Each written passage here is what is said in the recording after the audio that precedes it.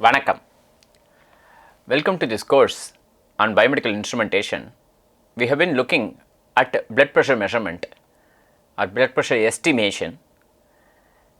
In the previous video, we looked at one method of blood pressure measurement, an indirect method called as auscultation method.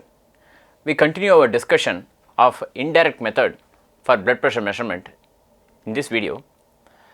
So, in this video we will focus on another indirect method for measuring blood pressure, and this method is called as the oscillometric method.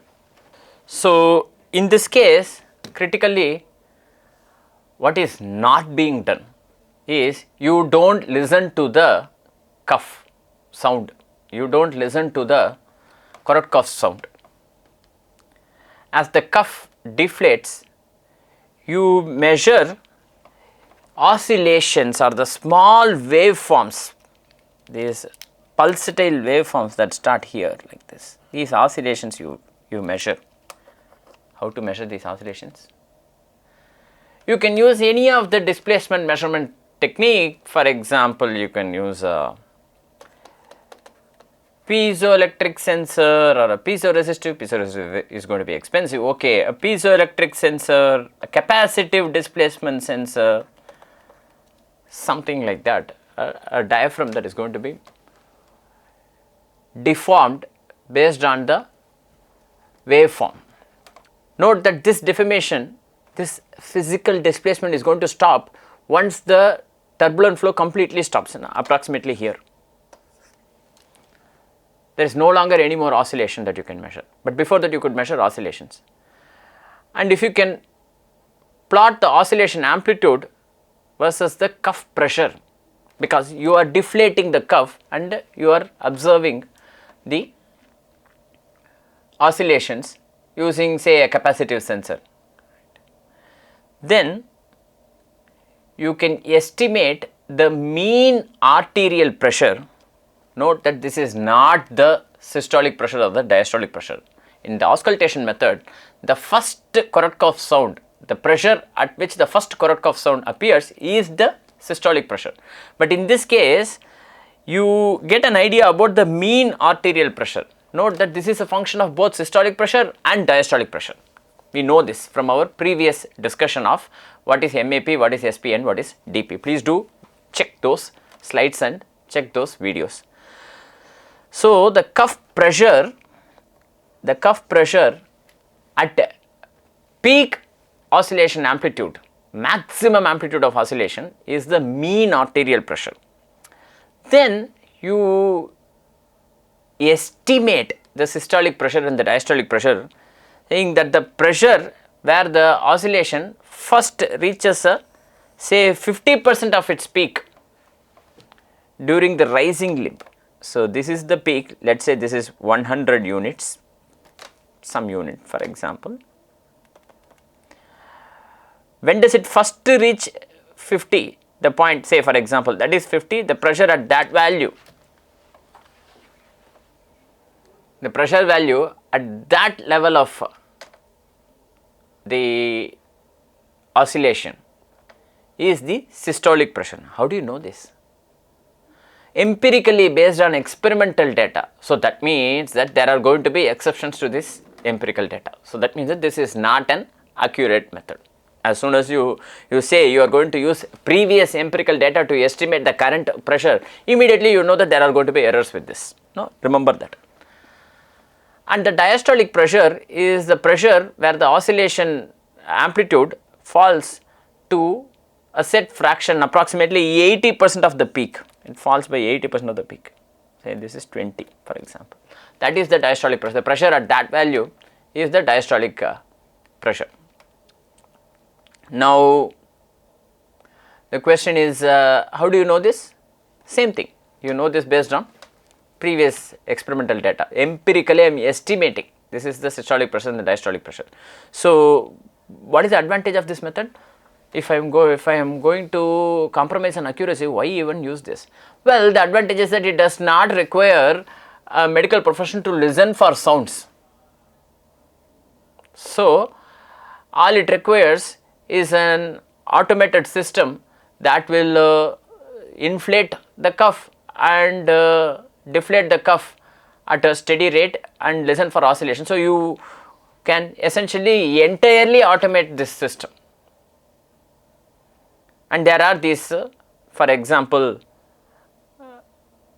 blood pressure measurement units available online. You can buy this for 2 or 3,000 rupees that are available, that tell you what the value of blood pressure is. You do not need to visit the doctor, right. Using that it is a machine that you just you turn on, it will inflate by itself, after some time it will slowly deflate and then display, it will provide a digital display. These are costing 2-3,000 rupees, available on generic websites, available on pharmacies for example. Now, it is a question of whether you should buy this or not. I will come back to that in a little bit. The point is that I am able to estimate the systolic pressure and the diastolic pressure by these oscillations and measurement of these oscillations. Immediately it is becoming more and more clear that I am essentially compromising accuracy for convenience. This is a more convenient method, but it is not a very accurate method, and that is to be expected. When you have convenience, you need to compromise on accuracy. Well, what is it that is being measured? Well, note that this oscillation is not actually the oscillation of the blood flow. This is not the pulse wave, but rather this is a compound wave that is generated through an interaction of blood flow with the arterial wall and the cuff and the measurement wall. So, there is the cuff compliance that comes into the picture, that could vary and that could affect its accuracy, and there is also, more importantly, the arterial wall compliance that comes into the picture, which could complicate the measurements, because arterial wall compliance, by the way, is a critical health parameter, is a parameter that indicates health. So, if that changes, depending on that, the value of this will also change, right. So, that means that the wave that you are measuring is not the blood flow wave, it is not the pulse wave, but rather it is a compound wave that is the net result of the blood flow. It is caused by blood flow, but this is not just blood flow, this does not represent just blood flow. This is the wave that is generated through an interaction of blood flow with the arterial wall and the cuff wall. So, essentially this intra-arterial pulsation is transmitted to the cuff via some transducer, for example, the piezoelectric transducer, and the cuff pressure is deflated either linearly or in steps, and you measure the these oscillations, arterial pressure oscillations, which can be detected throughout. So, it can be automated. Whenever the cuff pressure is below the systolic pressure and the cuff pressure is above the diastolic pressure, you can actually measure these oscillations. So, these are superimposed on the cuff pressure. So, this is the cuff pressure. In yellow, you have the cuff pressure and you have the oscillations, and you know where the peak is. The pressure value at that peak essentially is the mean arterial pressure, and then you can estimate, critical word, estimate. That means that there is going to be an estimation error. The moment you use the word estimate, you know that there is going to be an error related to the estimation. You estimate the systolic pressure and diastolic pressure using algorithms. Now, that means that you can improve on this using modern techniques, machine learning, AI, all of this can help us improve this estimation, but only by so much, because the errors due to wall compliance and cuff compliance continue to be there. Remember that, right. So, there is an index that is defined, the oscillometric pulse index, which is a numerical value that is derived using this method. This essentially reflects the strength and regularity of the pressure pulses in the arteries that is detected by this system, by the blood pressure measurement system during deflation. This index is calculated based on baseline to peak amplitude, peak to peak amplitude, and time integral, partial or full time integral of the pulse index, the pulse wave. This can be a physiologically relevant index that reflects health of the cardiovascular system. And we know from our previous discussion that the mean arterial pressure is essentially this, and the pressure resolution depends on cuff deflation rate. And we said how to deflate, you deflate it at a steady rate or stepwise, and the pressure step per beat essentially will vary as a function of the heart rate and the rate at which you are deflating. So, there are two things, one is heart rate, the other is the deflation rate. Right. What are the various sources of error? I already mentioned this, the arterial wall compliance and the cuff mechanics. So, composition of the arm, whether the person is fat or relatively lean, decides how much displacement is going to be there, and characteristics of the pulse. If there are going to be arrhythmias or relatively rapid heart rate, these essentially skew the systolic and diastolic pressure detection.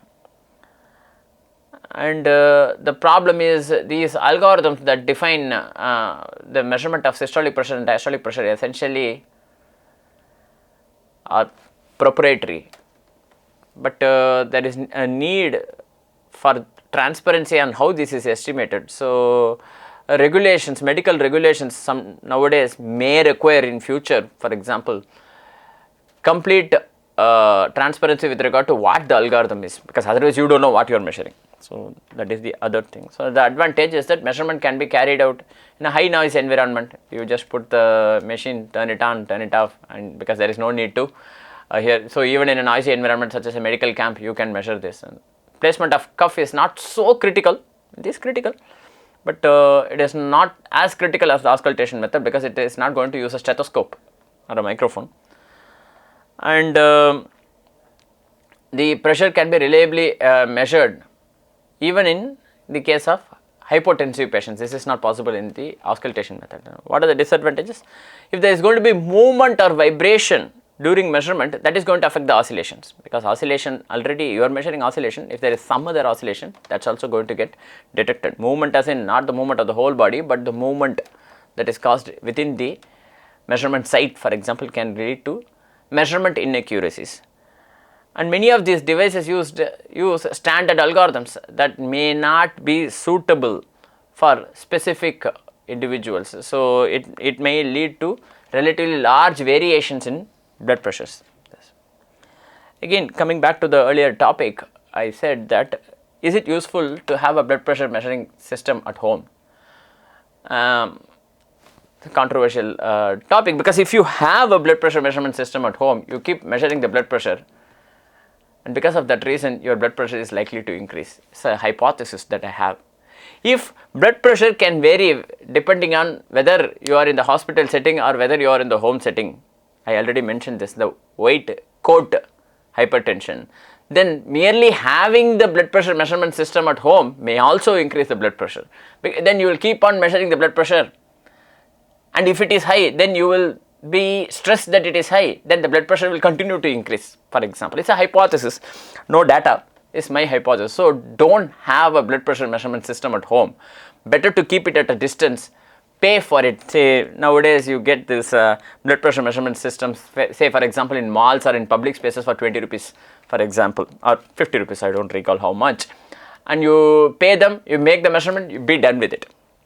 If you have the system at home, although it costs only 3000 rupees, then it is likely that your blood pressure is going to increase merely because you are having the system and you keep on measuring this. So, it is not a great idea to have a blood pressure measurement system at home. I think the blood pressure measurement companies are not going to be happy about my statement, but do challenge me. With this, we come to the end of this video. In this video, we looked at indirect methods for blood pressure measurements, specifically the oscillometric method. Thank you very much for your attention.